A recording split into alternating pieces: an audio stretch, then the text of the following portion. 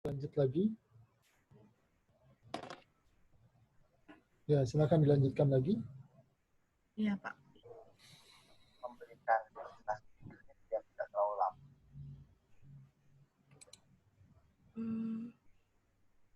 Saya lanjutkan lagi ya, Pak. Ya, terus. Lalu yang kedua yaitu tentang coordinating and information sharing.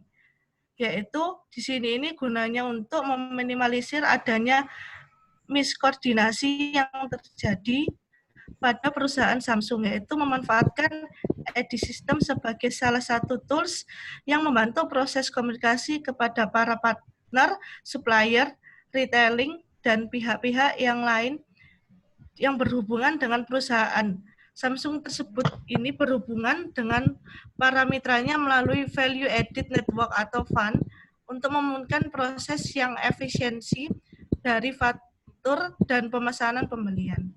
Ya, selanjutnya.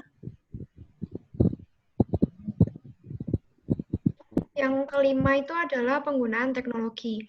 Jadi Samsung ini itu menggunakan 5 macam teknologi. Yang pertama itu adalah Global Supplier Relationship Management atau GSRM. GSRM ini itu memungkinkan perusahaan untuk menganalisis rincian biaya, efisiensi biaya, dan kondisi pengadaan dari pemasok masing-masing daerah. Yang kedua ada GERP dan GSCM. Ini secara menyeluruh itu untuk mencegah faktor risiko menggunakan sistem self-assessment. Yang ketiga, Samsung juga mendukung kinerja perusahaan untuk meningkatkan daya saing dan mendukung penggunaan strategis, serta memaksimalkan efisiensi standarisasi lingkungan dan keselamatan kerja dengan Green Information System. Yang keempat, ada Samsung itu juga menggunakan sistem GTMS dan WMS untuk transportasi dan memaksimalkan efisiensi penyampaian dalam gudang.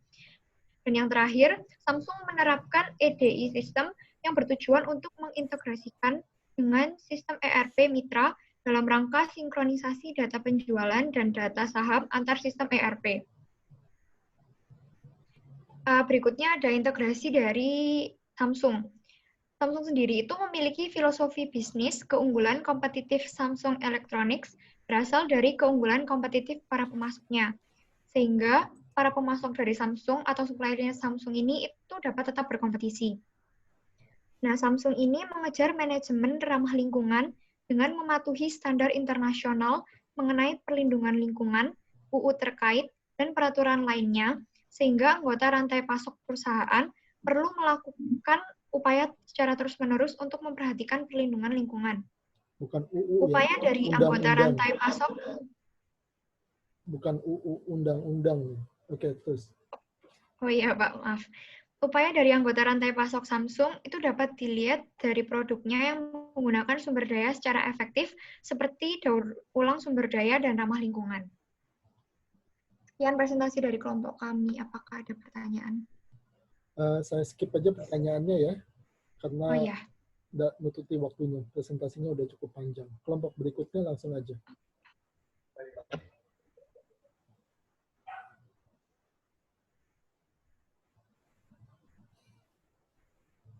Kelompok berikutnya, ada yang presentasi kan? Masih? Atau sudah selesai?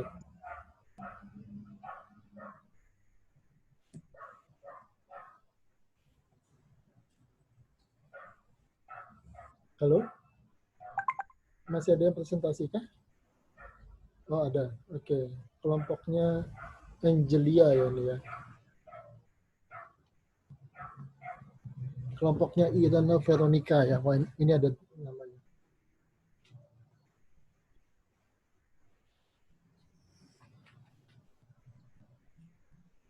Oke, selamat sore Pak Freddy, selamat sore teman-teman. Ya. Kali ini kelompok 2 akan mempresentasikan mengenai supply chain management.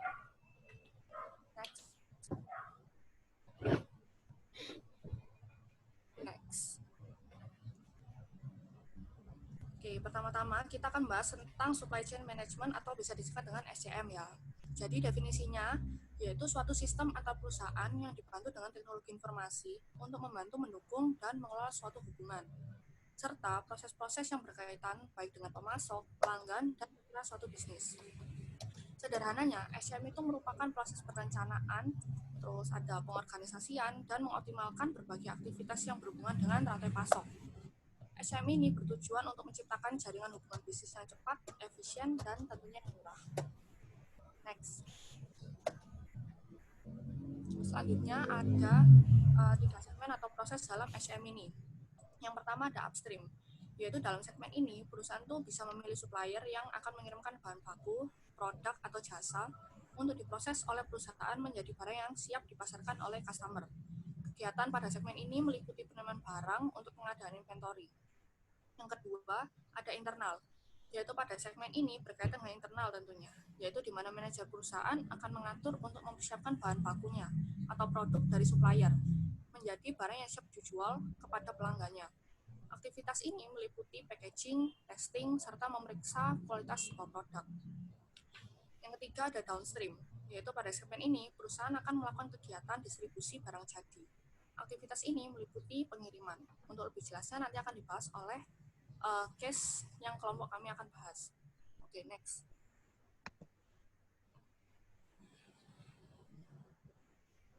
Bisa next.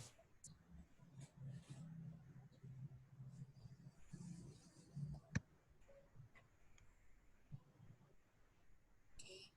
Berikut ini kita akan bahas tentang 5 komponen yang ada di SCM ini.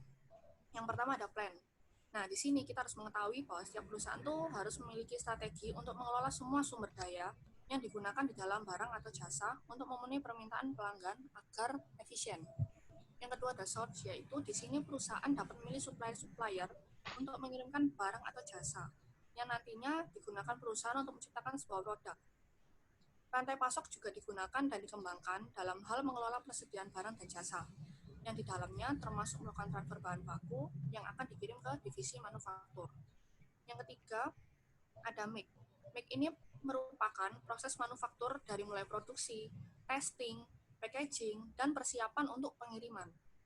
Yang keempat, ada deliver, yaitu di dalam komponen ini, perusahaan tuh bisa melakukan koordinasi dan mengembangkan jaringan untuk pergudangan dengan memilih jasa pengangkutan produknya itu pakai apa yang cocok untuk diberikan kepada pelanggannya. Yang kelima ada return, yaitu di sini manajer harus untuk menciptakan jaringan yang responsif dan fleksibel. Untuk apa? Untuk dalam menerima adanya cacat produk yang nantinya akan ada barang yang diretur atau bahkan ada kejadian di mana perusahaan itu mengirimkan kelebihan barang dari pelanggan. Komponen ini juga bisa mendukung pelanggan yang memiliki masalah dalam pengiriman barang yang diinginkan. Kemudian saya akan menjelaskan mengenai push model dan pull model. Push model dikenal sebagai make to stock, yang artinya proses produksi dimulai dengan perkiraan terhadap permintaan pelanggan. Perkiraan tersebut digunakan untuk memprediksi produk yang mungkin diinginkan oleh pelanggan dalam jumlah tertentu. Kemudian perusahaan akan menghasilkan produk sesuai dengan perkiraan tersebut, bertujuan untuk mendorong konsumen untuk membeli produk tersebut. Biasanya perkiraan ini salah. Jika perusahaan memperkirakan jumlah produk kurang dari permintaan konsumen, maka perusahaan akan bekerja lebih untuk menutupi permintaan konsumen tersebut. Hal ini menyebabkan perusahaan harus mengeluarkan biaya lembur yang substansial. Selain itu, perusahaan akan kehilangan peluang bisnisnya karena mungkin perusahaan lain mempunyai produk yang konsumen inginkan. Solusi untuk mengatasi push model ini adalah pull model. Pull model ini menggunakan supply chain management diaktifkan melalui web. Pull model ini dikenal juga sebagai make to order, yang artinya proses produksi dimulai dengan pesanan pelanggan. Jumlah produk yang dijual akan sesuai dengan keinginan konsumennya sehingga muncul keselarasan. Kemudian ada problem along the SCM. Masalah atau kendala yang sering terjadi dalam supply chain management adalah saat perusahaan tidak dapat mengirim atau menyediakan barang atau jasa yang dibutuhkan pelanggan. Hal ini kemudian akan menyebabkan kualitas perusahaan berkurang. Begitu pula dengan pendapatan dan keuntungan perusahaan yang juga akan berkurang. Faktor utama yang menyebabkan terjadinya permasalahan ini adalah ketidakpastian dan koordinasi antara perusahaan dan partner bisnis lainnya seperti supplier. Ketidakpastian disebabkan oleh tingkat permintaan barang atau jasa perusahaan yang tidak pasti, sehingga perusahaan tidak dapat memperkirakan jumlah produk atau jasa yang harus tersedia untuk memenuhi kebutuhan konsumen. Ketidakpastian ini dapat disebabkan oleh kondisi ekonomi, keadaan cuaca, juga waktu pengiriman barang oleh supplier yang tidak pasti. Perubahan permintaan pelanggan ini disebut dengan bullwhip effect. Permintaan yang naik turun atau tidak pasti ini dapat merusak supply chain perusahaan dan berakibat pada menurunnya kesejahteraan perusahaan. Kemudian ada solution to supply chain problems. Itu ada dua solusi. Ada dua solusi, yaitu menggunakan persediaan untuk memecahkan masalah rantai pasok. Solusi ini adalah solusi paling umum dalam membangun inventaris sebagai asuransi terhadap ketidakpastian rantai pasokan. Hal ini dikarenakan untuk menyimpan suatu inventory membutuhkan analisa yang tepat agar tidak terlalu banyak maupun tidak terlalu sedikit. Dengan demikian, perusahaan melakukan upaya besar untuk mengoptimalkan dan mengendalikan persediaan. Salah satu strategi yang banyak digunakan untuk meminimalkan persediaan adalah sistem JIT. Pada dasarnya, sistem JIT ini memberikan jumlah bagian yang tepat, yang disebut work in process inventories, untuk dirakit menjadi produk jadi pada waktu yang tepat. Namun, kekurangan JIT ini dirasakan ketika untuk memulainya, pemasok diharapkan merespon permintaan secara instan. Akibatnya mereka harus membawa lebih banyak inventaris daripada yang seharusnya. Selain itu, IT mengganti beberapa pengiriman pasokan besar dengan sejumlah yang lebih kecil di mana hal transportasi. Maka prosesnya kurang efisien. Solusi yang kedua yaitu berbagi informasi atau information sharing. Hal ini dilakukan untuk meningkatkan perkiraan permintaan sehingga berbagi informasi ini penting di sepanjang rantai pasokan. Berbagi informasi dapat difasilitasi dengan pertukaran data elektronik dan extranet. Salah satu contoh penting dari berbagi informasi terjadi antara produsen besar dan pengecer. Untuk permisalan saja, Indomaret yang rutin memberikan informasi terkait persediaan setiap toko Indomaret manapun yang dibuat oleh Sari Roti untuk Indomaret. Lewat informasi ini akan memungkinkan untuk Sari Roti memantau level inventaris dengan cara mengerti kapan persediaan berada di bawah ambang atas untuk setiap produk di Indomaret manapun. Secara Sari Roti memiliki perjanjian serupa dengan pengecer besar lainnya. Manfaatnya untuk Sari Roti adalah mendapatkan informasi yang akurat dan tepat waktu tentang permintaan konsumen untuk produk-produknya. Jadi, Sari Roti sendiri dapat merencanakan produksi lebih akurat serta meminimalkan efek bullwhip. Bullwhip ya. Oke, terus. Oke, selanjutnya saya akan menjelaskan tentang Electronic Data Interchange atau EDI. Electronic Data Interchange ini melibatkan pertukaran elektronik dokumen transaksi bisnis melalui internet dan jaringan lain antara mitra dagang rantai pasokan. Data yang mewakili berbagai dokumen transaksi bisnis seperti pesanan pembelian, faktur, permintaan untuk kutipan, dan pemberitahuan pengiriman secara otomatis dipertukarkan antar komputer menggunakan format pesan dokumen standar. Perangkat lunak EDI ini digunakan untuk mengonversi format dokumen perusahaan sendiri menjadi format EDI standar sebagaimana ditentukan oleh berbagai protokol industri dan internasional. Dengan mengintegrasikan rantai pasokan secara digital, EDI memperlancar proses, menghemat waktu, dan meningkatkan akurasi. Selain itu, dengan menggunakan teknologi internet, layanan EDI berbasis internet dengan biaya lebih rendah sekarang tersedia untuk bisnis yang lebih kecil. Next. Ya, terus.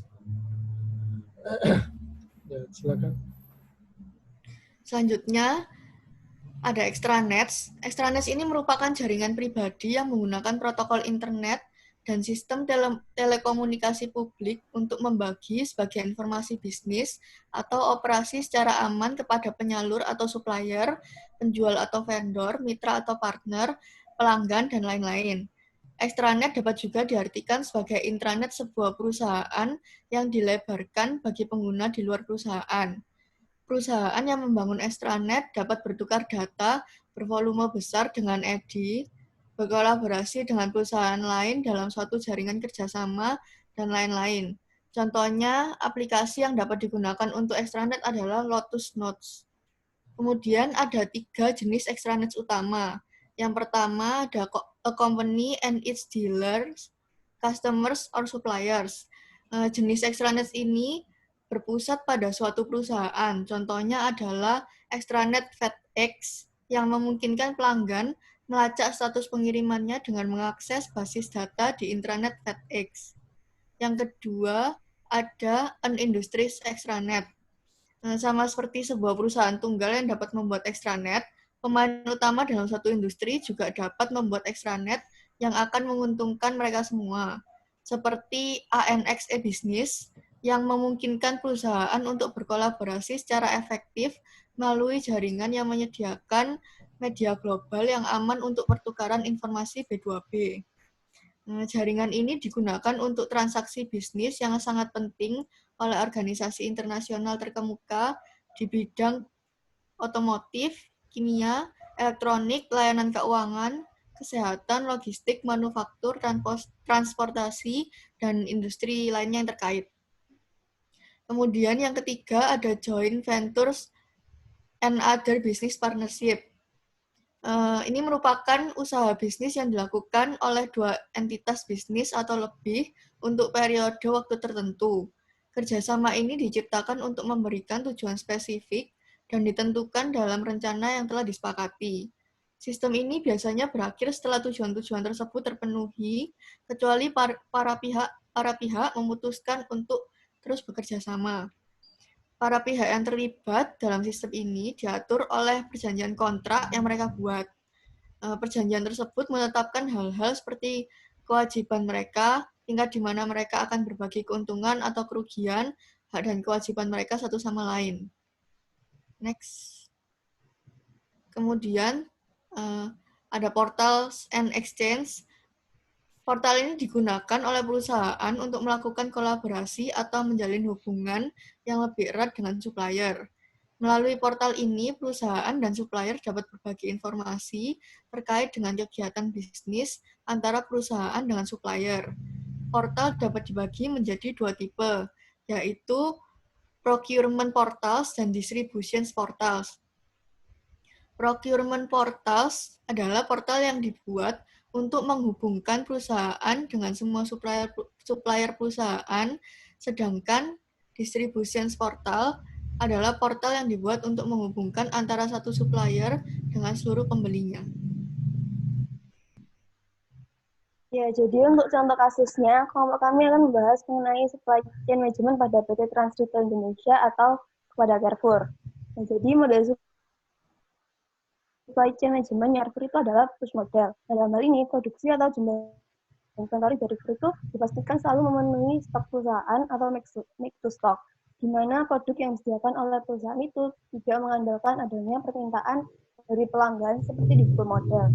Nah, seperti yang telah diketahui, Carrefour itu kan perusahaan yang bergerak di bidang retail, di mana tujuan utama dari Carrefour sendiri itu adalah menyediakan segala keperluan dan kebutuhan masyarakat dalam satu tempat atau yang disebut dengan one-stop shopping. Nah, sesuai dengan visi misi dari Carrefour untuk menjadi retailer nomor 1 di Indonesia, Carrefour pasti akan mengusahakan untuk menyediakan berbagai macam barang seperti kebutuhan sehari-hari, bahan makanan, dan kebutuhan lain dengan selengkap mungkin untuk menarik minat dan loyalitas masyarakat terhadap Carrefour. Nah, dilihat dari tujuan Carrefour untuk menyediakan tempat one-stop shopping, cara yang dapat dilakukan Carrefour adalah dengan menggunakan manajemen perusahaan. Semakin banyak ketersediaan barang dan semakin lengkap produk yang ditawarkan, loyalitas masyarakat pada Carrefour akan semakin tinggi dan pendapatan perusahaan juga akan semakin meningkat. Oleh karena itu, dalam mengatur jumlah persediaannya, Carrefour menggunakan push model. Selanjutnya, saya akan menjelaskan mengenai alur SCM pada PT Trans Retail Indonesia atau Carrefour. Jadi alur dalam supply chain management itu kan ada 3 bagian. Yang pertama ada upstream, internal, dan downstream. Jadi pada Carrefour, proses pertama dalam SCM atau upstream-nya itu adalah saat di mana bagian pembelian dari perusahaan Carrefour itu melakukan pembelian bahan atau produk pada pihak supplier. Nah, dalam hal ini, perusahaan itu nggak hanya melakukan pembelian produk jadi, tapi juga melakukan pembelian bahan baku untuk pembuatan roti. Karena Carrefour itu kan menerapkan one-stop shopping, sehingga di Carrefour itu juga ada jadi semua barang yang telah dipesan ini kemudian akan diantar oleh sebagai daerah. Nah, saat menerima barang dari supplier ini, manajer atau karyawan yang bertugas akan melakukan pemeriksaan terkait dengan kesesuaian jumlah, data pesanan, dan kualitas barang yang diminta. Setelah proses pembelian dan penerimaan barang dari supplier, tahap selanjutnya adalah proses internal supply chain management. Dalam proses kedua ini, perusahaan itu akan melakukan pengolahan pada barang yang telah diterima dari supplier menjadi barang yang siap dijual dan dipasarkan kepada masyarakat. Jadi untuk produk yang sudah jadi seperti snack, sabun, makanan kemasan, dan minuman kemasan, karyawan perusahaan itu selanjutnya akan menata sebagian produk tersebut pada rak yang ada di Carrefour, dan sebagiannya lagi akan disimpan dalam gudang penyimpanan sebagai stok. Nah, sedangkan untuk bahan baku roti, karyawan akan mengolah menjadi roti yang siap untuk disajikan dan dijual kepada pelanggan. Lalu proses terakhirnya adalah downstream. Jadi pada proses downstream ini, itu kan biasanya dilakukan distribusi barang kepada customer oleh pihak eksternal distributor perusahaan. Akan tetapi di kasus Carrefour ini, perusahaan itu nggak melakukan distribusi produk ke pelanggan karena pelanggan sendiri itu akan datang ke gerai Carrefour, memilih sendiri produk yang ingin dibeli, dan pembayaran akan langsung dilakukan di gerai Carrefour itu. Next. Selanjutnya saya akan menjelaskan proses SCM lama di PT Trans Retail Indonesia di Carrefour. Jadi sebelum mengenal teknologi, Carrefour itu memang sudah mulai menerapkan supply chain management pada perusahaan dan melakukan pengembangan pada rantai pasoknya. Akan tetapi karena supply chain management itu cuma bisa dilakukan secara sederhana, di mana fungsi dari supply chain management hanya untuk membantu perusahaan dalam melakukan pencatatan atau pendataan saat perusahaan menerima barang yang dikirim oleh supplier ke gerai Carrefour. Nah, masih kurangnya penerapan teknologi dan pengembangan supply chain management ini menyebabkan Carrefour saat itu cukup kesulitan dalam mengatur jumlah persediaannya di setiap gerai. Nah, jarang juga ada pelanggan yang tidak bisa membeli barang yang dibutuhkan karena barang itu tidak tersedia. Nah, ketersediaan barang yang tidak terjamin ini disebabkan karena tidak ada aplikasi yang dapat mengintegrasi dan mengkoordinasi langsung antara Carrefour dengan supplier, sehingga pengiriman barang itu tidak dapat dilakukan secara cepat dan berakhir pada persediaan barang yang kosong. Selain itu, rantai pasok yang diterapkan oleh Carrefour itu juga masih tergolong cukup rumit. Seperti yang terlihat di gambar ini, barang yang telah dipesan oleh perusahaan akan dikirim supplier langsung ke setiap gerai Carrefour yang ada di berbagai daerah. Nah, pengiriman barang ini menyebabkan waktu pengiriman menjadi lebih lama dan tidak efisien, sehingga supplier itu tidak bisa melakukan pengiriman barang dengan tepat waktu, dan ketersediaan barang pada Carrefour itu menjadi tidak terjamin. Selain itu, biaya yang dibutuhkan untuk ongkos pengiriman yang dikeluarkan perusahaan itu kan juga akan semakin besar, karena supplier itu harus menempuh jarak yang lebih jauh, kan harus ke setiap gerai Carrefour yang ada di berbagai daerah. Next. Ini merupakan proses SCM baru pada PT Trans Retail Indonesia. Jadi ada 4 kegiatan proses bisnisnya, yaitu yang pertama inbound logistik, kedua perencanaan dan pengadaan inventory, ketiga operasi gudang, keempat outbound logistik, dan kelima laporan. PT Trans Retail Indonesia atau biasa yang dikenal dengan Carrefour ini membeli sebuah aplikasi yang bernama Infolog. Aplikasi ini berguna untuk menjalankan warehouse, management system, dan mengintegrasikan rantai pasok perusahaan. Ketika sistem integrasi rantai pasok perusahaan lancar, maka kolaborasi Carrefour dengan para supplier juga lancar ke depannya. Selain itu, Carrefour juga berfokus dalam hal efisiensi agar semua pelanggan mendapatkan produk yang berkualitas dengan harga yang kompetitif. Proses bisnis yang pertama, inbound logistik. Dalam proses bisnis ini, perusahaan melakukan aktivitas keluar masuknya barang gudang. Kegiatan ini meliputi Advance Shipping Notice atau ASN, lalu kedua ada reservasi lokasi, dan yang ketiga ada put away. Next. Nah. Perencanaan dan pengadaan inventory. Dalam proses bisnis, Carrefour melakukan penetapan pada inventory untuk kegiatan operasional sehari-hari. Carrefour menggunakan cross-dock system yang bersifat just-in-time, yang diterapkan di distribution center sehingga tidak ada persediaan di perusahaan.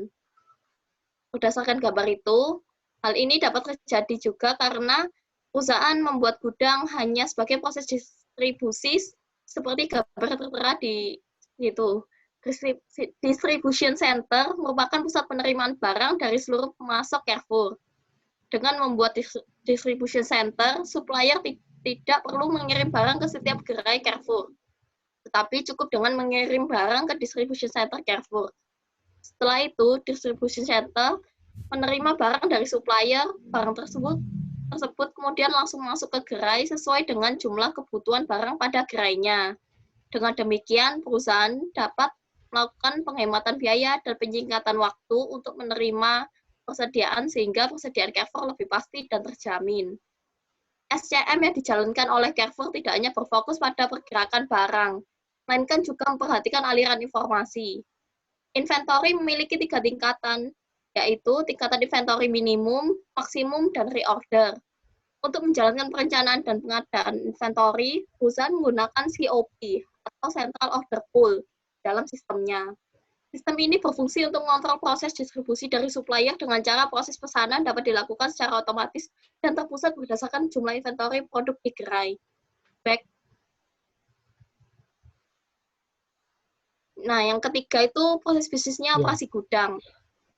Jadi, mendefinisikan tipe gudang, melakukan manajemen ruang berdasarkan kapasitas dan volume, serta cycle count dan stock adjustment merupakan macam-macam kegiatan operasi gudang.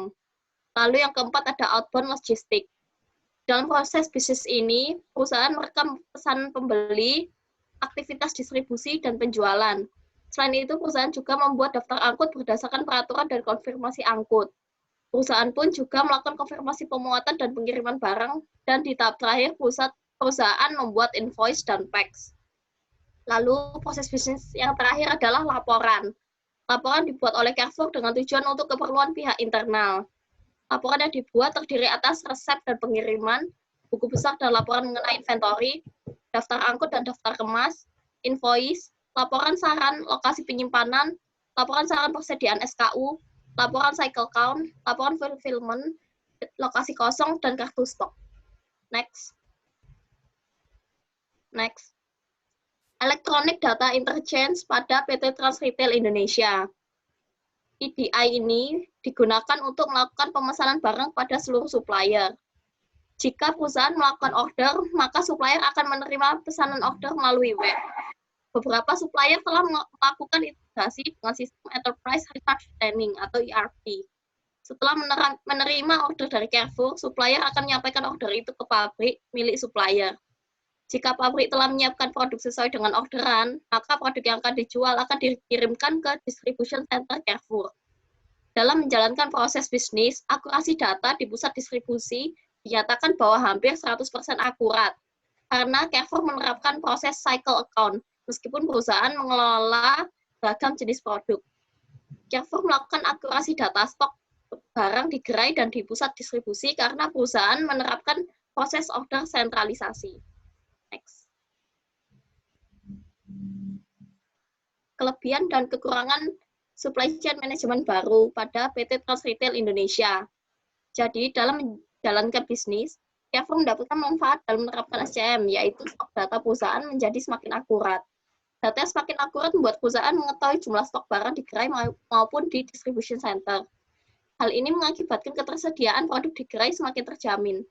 Jika supplier mengalami out of stock, dengan adanya stok data yang akurat, maka perusahaan dapat mengantisipasi terjadinya keterlambatan dalam pengiriman barang. Adanya SCM juga membuat perusahaan semakin efisien dalam mengatur biaya. Perusahaan dapat menjadi efisien karena perusahaan menggunakan sistem GIP atau just in time, sehingga biaya pemeliharaan inventory, biaya transportasi, markdown cost, dan stock out cost dapat ditekan dengan baik. Selain itu, kualitas produk dapat terjamin karena barang tidak ada sistem penyimpanan persediaan. Selain beberapa kelebihan yang diperoleh, Carrefour pun juga memiliki kekurangan dalam menerapkan supply chain management. Hal ini dapat terjadi karena perusahaan harus mengeluarkan biaya maintenance yang tinggi karena tenaga ahli di bidang IT untuk implementasi, maintenance, dan pelatihan sangat dibutuhkan oleh Carrefour. Next. Tantangan penerapan SCM baru. Jika posisi supply chain management yang baru pada Carrefour ingin berjalan dengan baik, maka perusahaan memiliki tantangan untuk merekrut tenaga ahli di bidang IT dan manajemen. Carrefour pun harus melakukan penyesuaian dengan software Infolog dengan tujuan untuk beradaptasi, mengingat software ini juga baru. Setelah melakukan penyesuaian, perusahaan dituntut untuk melatih tim manajemen perusahaan dengan software itu.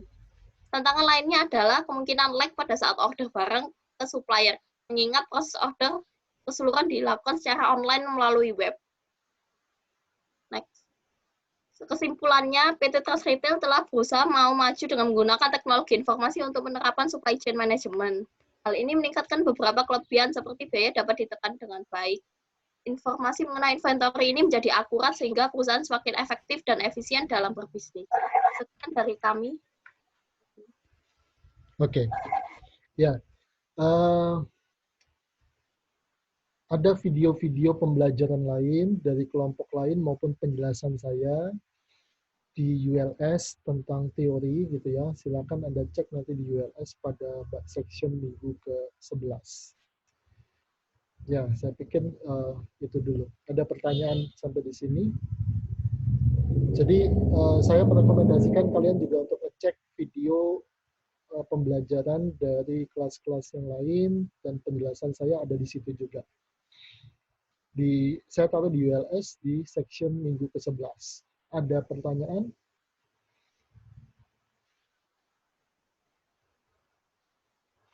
Ada pertanyaan kan? Ya, kalau nggak ada pertanyaan, saya akhiri sesinya dulu sampai di sini. Selamat sore dan terima kasih. Sehat-sehat selalu untuk kalian. Terima kasih, Pak. Terima kasih, Pak. Terima kasih, Pak. Terima kasih, Pak. Oke, terima kasih sama-sama. Terima kasih, Pak. Oke.